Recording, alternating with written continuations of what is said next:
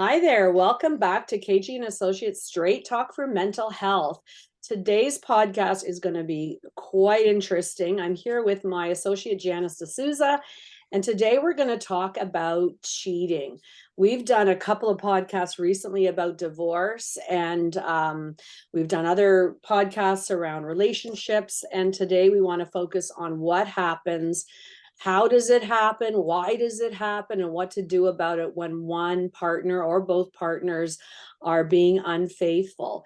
I was thinking about what our topic should be this week, and obviously it's been a pretty hot news topic last month here in Toronto with our mayor divulging, disclosing, whatever, reporting.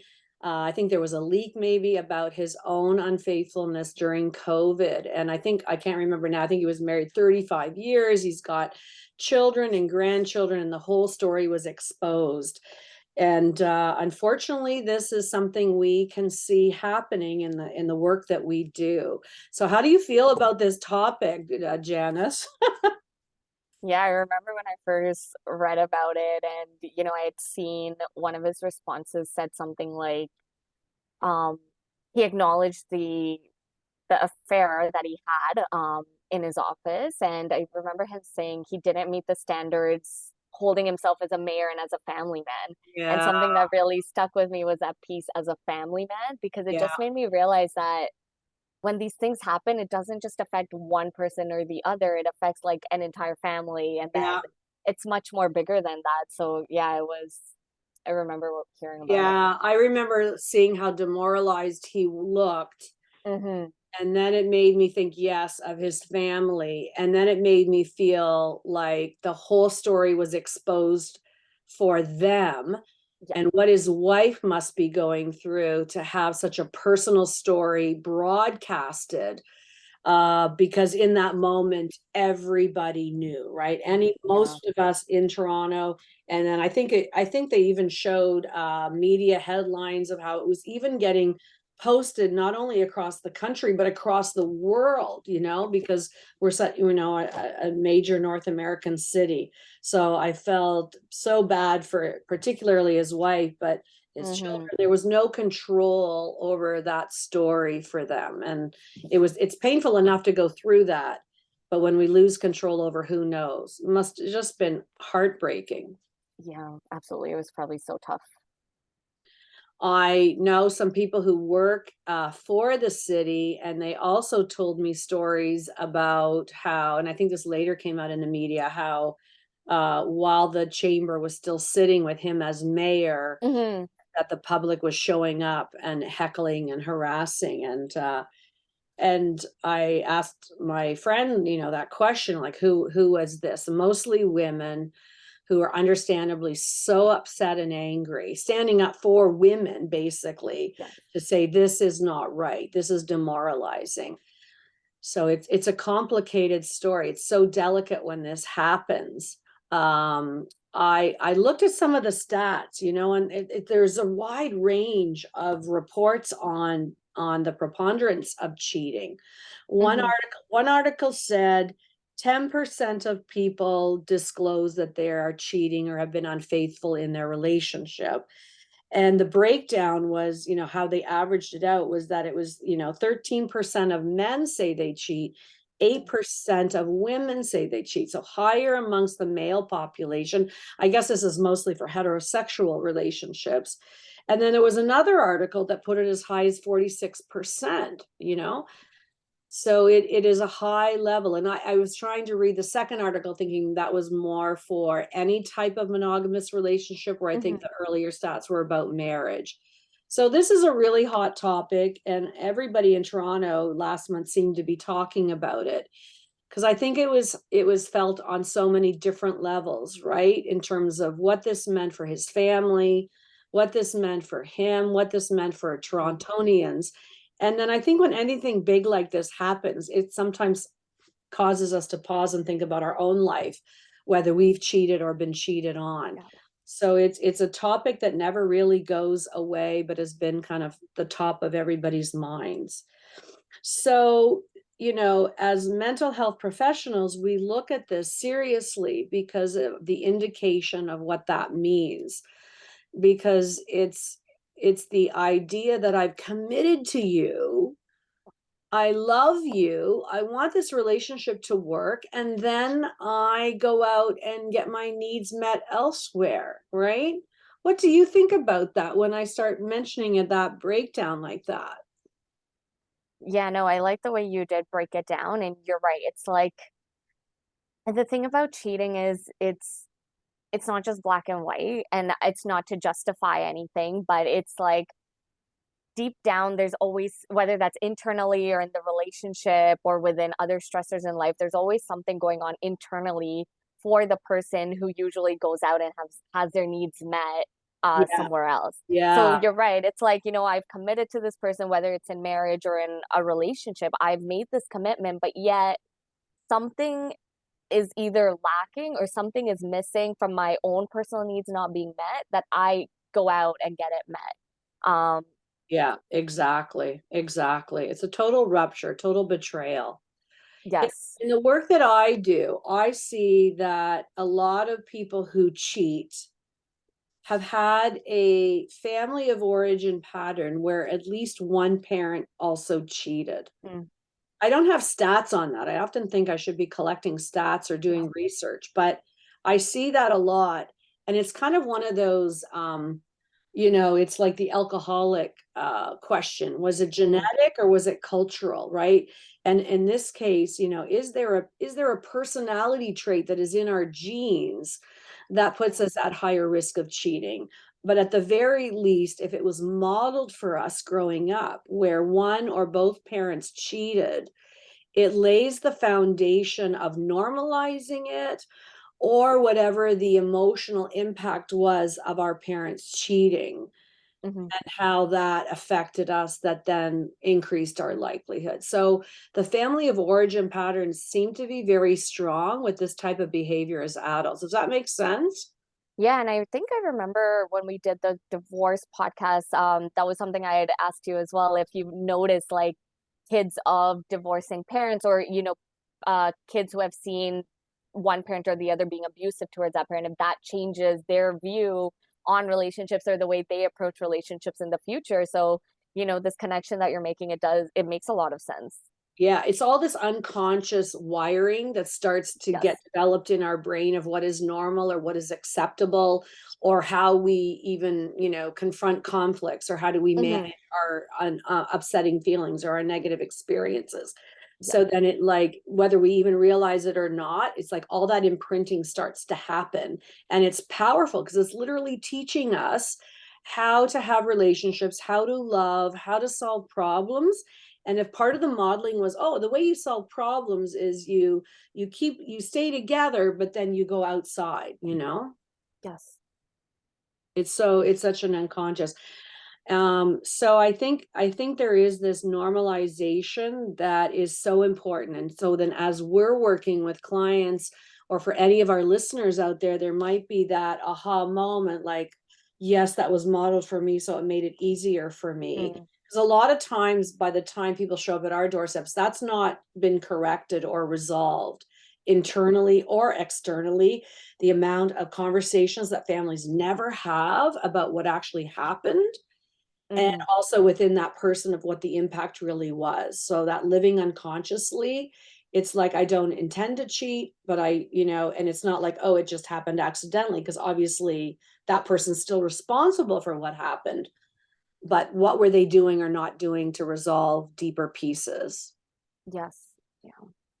And, something I want to ask you on, if you've noticed this as well, just in conversations and things I've heard, a lot of times when we go into one partner forgiving the other person, a lot of times I notice that that one partner stays in the marriage or the relationship when kids are involved, because they feel like, I've invested all this time, I've committed, I have like kids now in the picture, I can't Yeah. just leave their father or mother in the situation. So I was just wondering like what your thoughts are on that, because I remember like having a few conversations Yeah. on this. And this still happens, even though we're evolving, it still happens. And this is why, and I can't remember, I think we probably said this in the divorce podcast, but gray divorce, right? The highest number of people divorcing are people in their 50s whose children have just left Mm, home for university or college or to live independently. And so it's this like hanging on until the children leave, despite what's happening. And if it isn't just a breakdown, cheating can be part of that breakdown. And what that does, right? And I think of it as part of stinky thinking, mm, that although I'm not minimizing the enormous impact that separating and divorcing has, um, that people will find reasons to stay in that aren't healthy. yeah. And sometimes that does mean that we stay in for the children. And this is why, it could be part of another narrative that that person has that Right. allows them to settle or to be passive in the reaction to conflict rather than taking charge of it. Um, and so we stay in too long. The phrase really is, it's better to be from a broken home than living in one.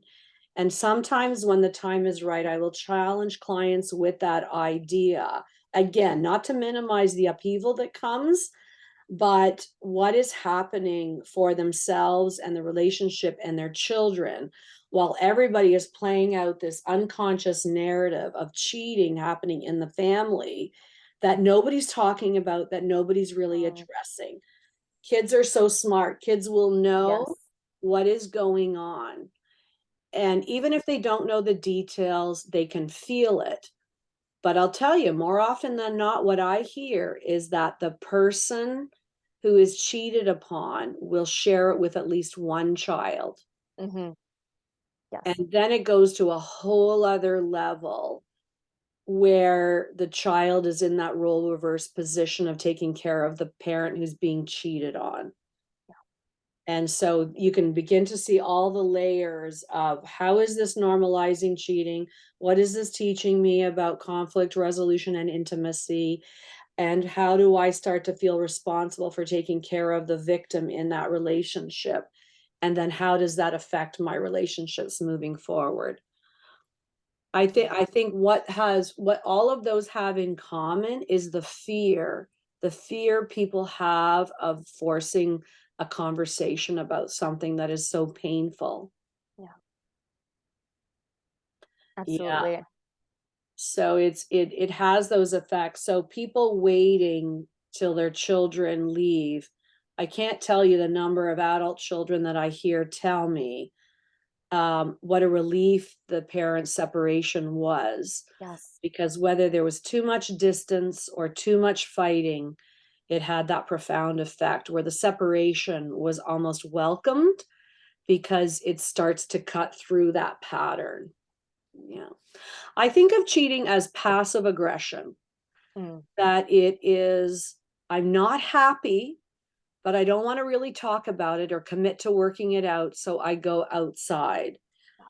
And wherever that passive aggression came from, in our work, when we're trying to empower people to face their conflicts head on, and wherever that passive aggression, narrative came from.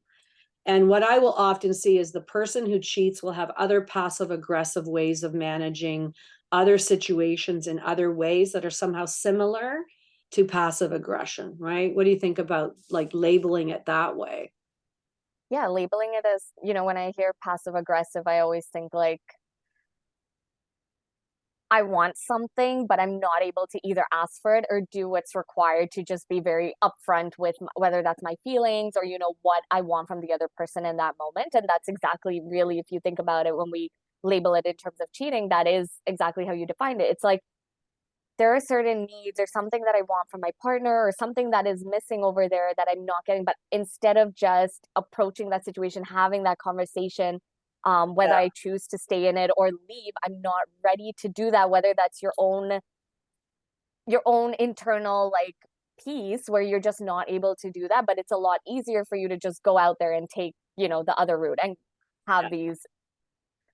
Yeah, some people will say it's like taking the easy way out, Yes. and it just causes so much harm. We trick ourselves into thinking that it's solving the problem or holding us or maintaining it. And the denial, the minimization is so great on that.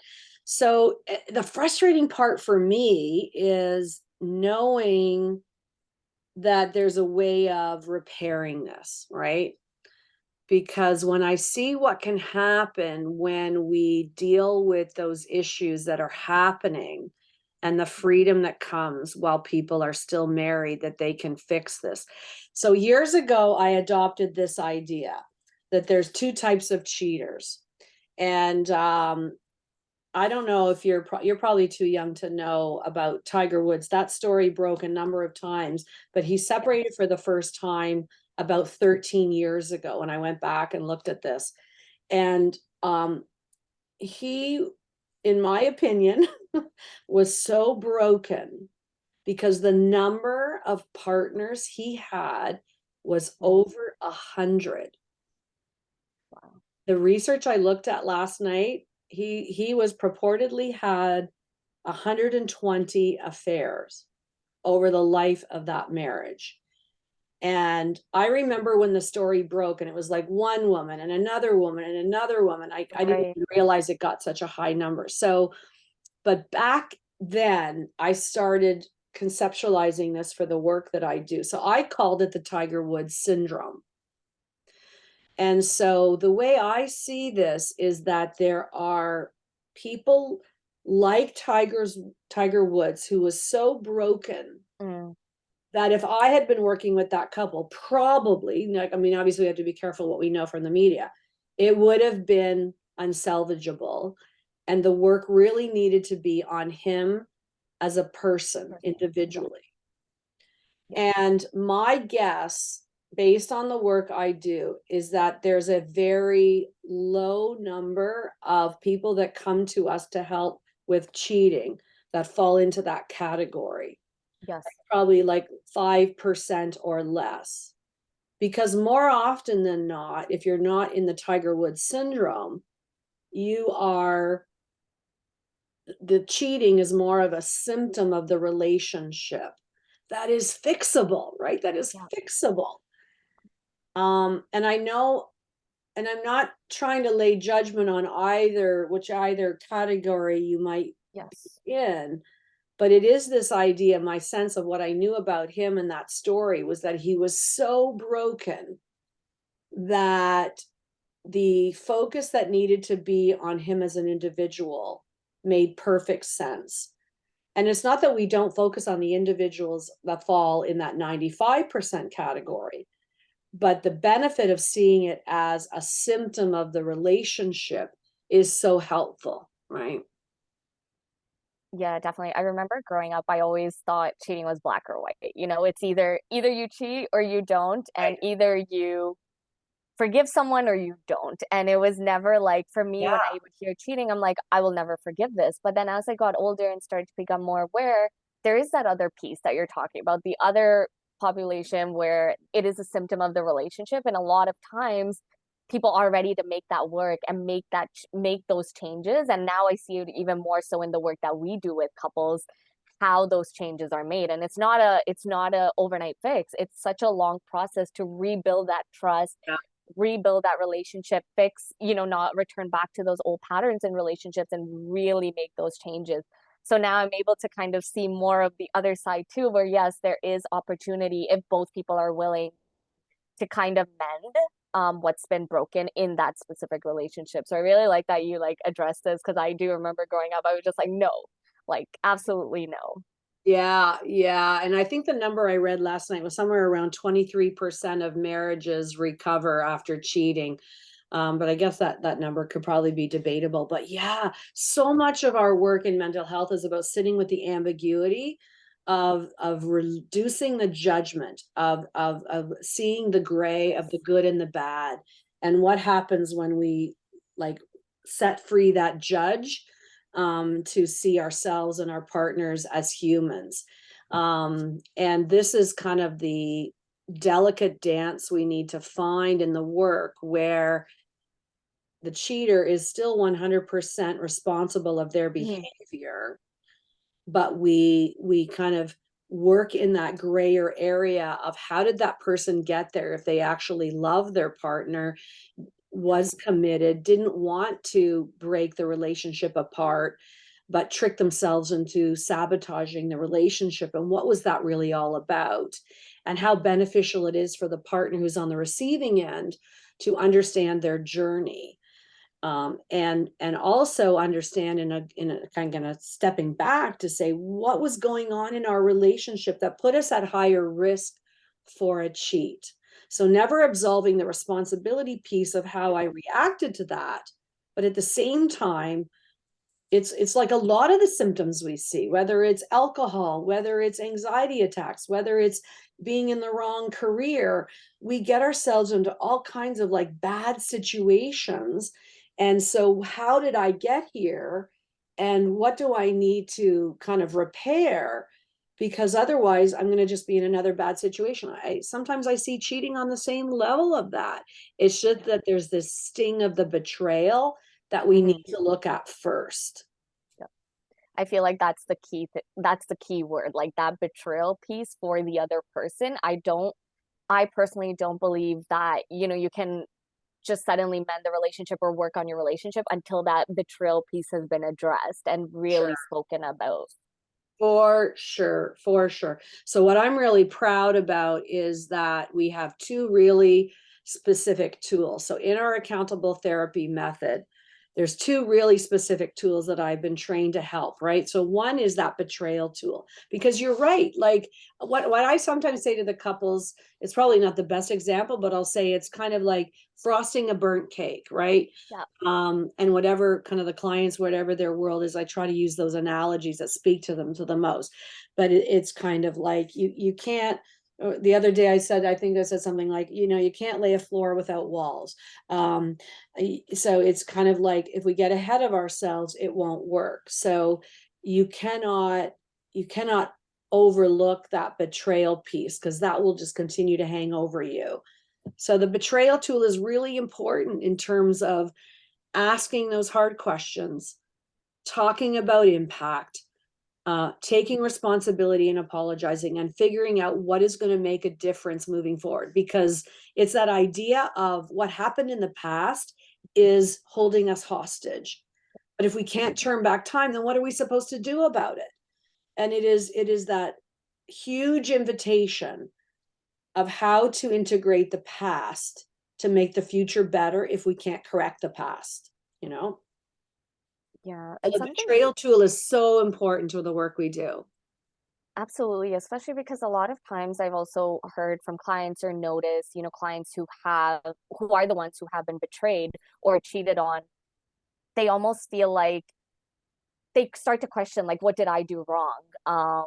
They start to really question their own, I don't know the right word, like their that own personal like beliefs that they have, because a lot of times I've heard people say, I built this beautiful life, this beautiful family. Where did I go wrong? What was my fault that my partner had to cheat on me? And I feel like that sometimes will increase those insecurities for that person and almost, break their confidence too. So it's such a overall piece that needs to be healed um Absolutely. Yeah, as because you're part of it. talking about the shame, right? The shame of the Yes, receiving yes, there partner. we yeah. That's okay, Yes. because as we know in our work with couples, and in betrayal and grief, blame and shame will be the kryptonite. Yeah. Shame and shame will be the kryptonite where I'm either too angry or too ashamed.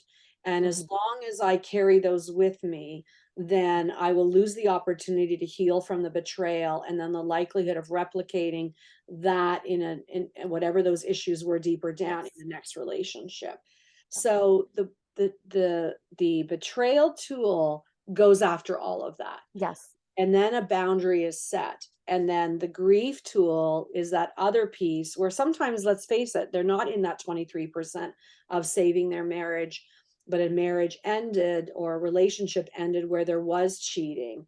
And how do I recover from that? So it makes that grief tool of understanding, we separate the real story, the love story, what was really happening deeper down, because that's what's going to set us free and understanding kind of what the loss was.